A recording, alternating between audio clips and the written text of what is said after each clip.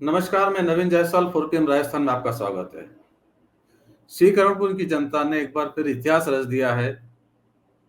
श्रीकरणपुर की जनता को एक मंत्री को चुनना था या फिर एक नए प्रत्याशी को चुनना था जो पहली बार विधायक बनने जा रहे हैं, लेकिन वहां के वोटर ने मंत्री को नकार दिया और कांग्रेस के प्रत्याशी रूपिंदर कुन्नर को चुन लिया है। श्रीकरणपुर में बाई इलेक्शन हुए थे, जिसकी आज काउंटिंग थी और काउंटिंग के अंदर जो नतीजे आए हैं वो निश्चित रूप से राजस्थान की नई भजनलाल सरकार के लिए एक बड़ा झटका है, क्योंकि सरकार बनने के बाद ये उसकी पहली अग्नि परीक्षा थी, जिस पहली अग्नि परीक्षा के अंदर सरकार फेल हो गई है। उपचुनाव के अंदर भाजपा की हार हुई है, भाजपा के मंत्री की हार हुई है, यानी सरकार के लिए पहली चुनौती थी जिसमें वो नाकाम साबित हुई है। इस उपचुनाव को जीतने के लिए भाजपा ने एड़ी चोटी का जोर लगाया था। कांग्रेस प्रत्याशी रूपिंदर कुन्नर के पिता गुरमीत सिंह कुन्नर, जो पहले चुनाव के अंदर खड़े हुए थे, उनका निधन होने के बाद इस सीट पर चुनाव स्थगित कर दिया गया था। तब 199 सीटों पर ही चुनाव हुए थे, जिसके अंदर भाजपा को 115 सीटें मिली थी। लेकिन जब उपचुनाव इस सीट के ऊपर हुआ तो 5 जनवरी को इस पर वोटिंग हुई थी।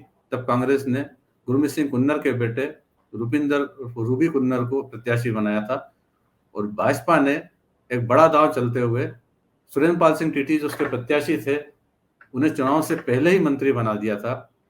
एक बड़ा दांव खेला था जिसको लेकर काफी आलोचना भी हुई थी कि आदर्श आचार संहिता का उल्लंघन किया जा रहा है।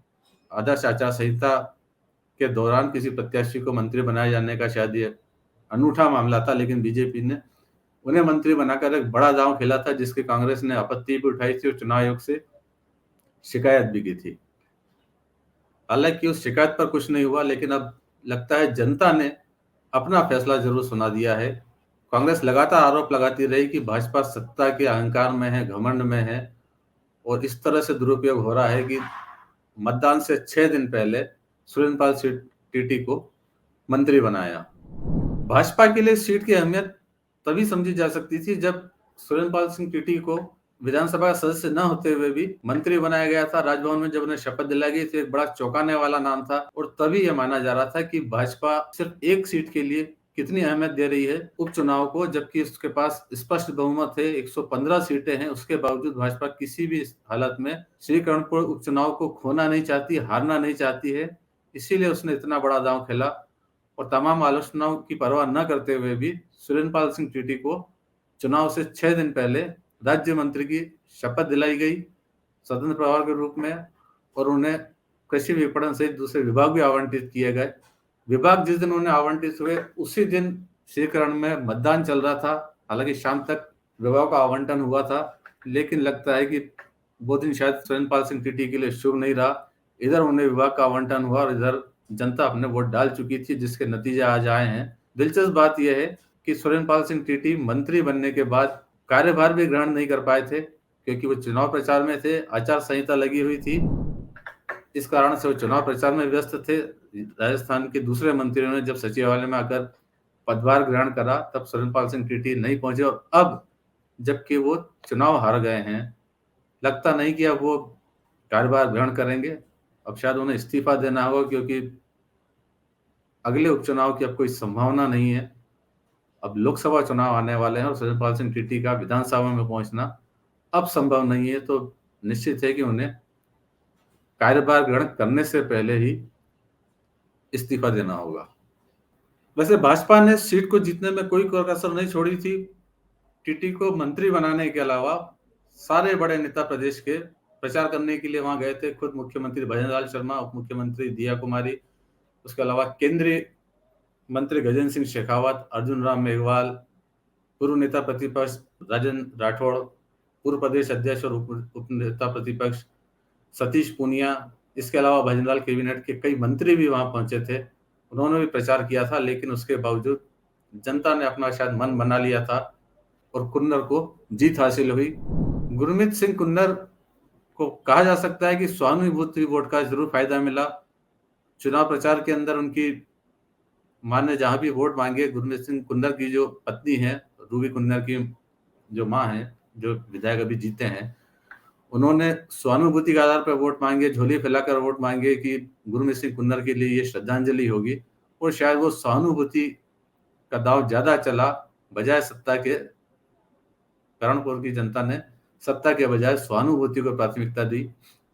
वैसे ये जो नतीजे आए हैं, निश्चित रूप से कहा जा सकता है कि भाजपा के लिए एक बड़ा झटका है, क्योंकि इस क्षेत्र का जो इतिहास रहा है उसके अंदर कोई भी प्रत्याशी लगातार जीतने की स्थिति, 2 बार जीतने या रिपीट होने का इतिहास यहाँ पर नहीं रहा है। सिर्फ 1980 में जगतार सिंह कंग जो कांग्रेस के से जीते थे वो रिपीट हुए थे।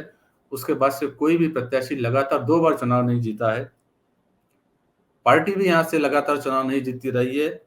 अंतिम बार 1998 में कांग्रेस यहाँ से रिपीट हुई थी, जब 93 और 98 में दोनों बार कांग्रेस जीती थी। उसके बाद से 3 बार गुरमीत सिंह कुन्नर यहाँ पर जीत चुके थे, 1998, 2008 और 2018 में, और सुरेंद्रपाल सिंह टीटी 2003 और 2013 में जीत चुके थे। और इस बार अगर वही अल्टरनेट वाला क्रम चलता तो सुरेंद्रपाल सिंह टीटी के जीतने की संभावना थी, लेकिन इस बार जनता ने उन्हें नकार दिया।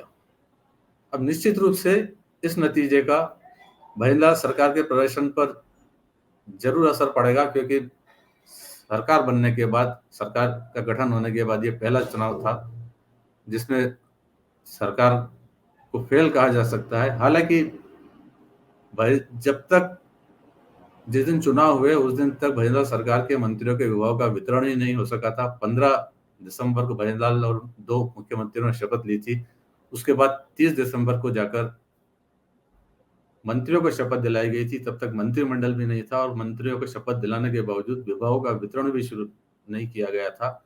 जिस दिन श्रीकारणपुर में वोटिंग थी उस दिन शाम को जाकर मंत्रियों के विभाग का वितरण हुआ था। तो कहा जा सकता है कि जब मंत्री ही नहीं थे तो सरकार के कामकाज अपना प्रदर्शन बिल्कुल नहीं दिखा पाई। लेकिन जो भी सरकार के स्तर पर फैसले लिए गए, चाहे वो गैस सिलेंडर सस्ता करना हो, चाहे पेपर लीक मामले में SIT का गठन करना हो, चाहे एंटी गैंगस्टर टास्क फोर्स का गठन करना हो, या मोदी की दूसरी गारंटियों के जो नाम लिए गए थे, कुछ योजनाओं के नाम चेंज किए गए, हालांकि कुछ नौकरियां भी खत्म की गई, कुछ भर्तियां भी रद्द की गई। तो तमाम चीजें थी जिनका आकलन अगर माना जाए और वो नतीजा माना जाए तो करणपुर का उपचुनाव में भाजपा की हार बताती कहीं ना कहीं भजनलाल सरकार का पहला प्रयास असफल रहा है। जनता की नजर में शायद उसके कामकाज इतने प्रभावी नहीं बन सके और भाजपा वहां से चुनाव नहीं जीत सकी। जब निश्चित रूप से इसका असर आने वाले लोकसभा चुनाव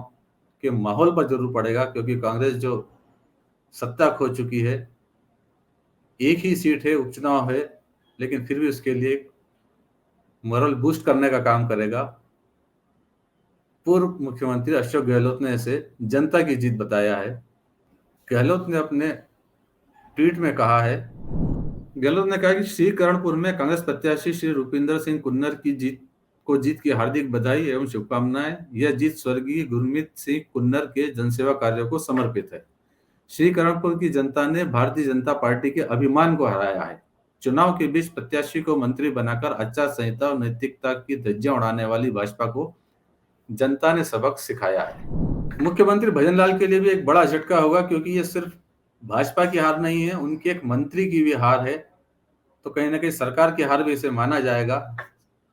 और लोकसभा चुनाव में जहां बीजेपी तैयारी कर रही है कि पूरी 25 की 25 सीटें निकाली जाए, जैसे पिछले 2 लोकसभा चुनाव के अंदर 2014 2019 में सारी सीटें भाजपा जीती है, इस बार भी उसकी वही तैयारी थी। लेकिन जो विधानसभा चुनाव थे उसको भी यदि लोकसभा चुनाव में कन्वर्ट किया है तो उसके आधार पर करीब आधी सीटों पर कांग्रेस का प्रदर्शन बेहतर रहा है, जहां वो टक्कर देने की स्थिति में है और जीतने की स्थिति में, यदि विधानसभा चुनाव के वोटों को ही लोकसभा के परिणाम में कन्वर्ट किया जाए। और ऐसी स्थिति के अंदर जब कांग्रेस को उम्मीद है ये एक उपचुनाव की जीत उसे जरूर एक बूस्टर डोज का काम करेगी और भजनलाल सरकार के लिए नई चुनौती खड़ी करेगी। फिलहाल इस वीडियो में इतना ही। अंत में एक बार फिर आपसे यही कहना कि 4PM राजस्थान चैनल को सब्सक्राइब जरूर करें और इस वीडियो को लिंक को जितना ज्यादा हो सके शेयर भी करें। नमस्कार।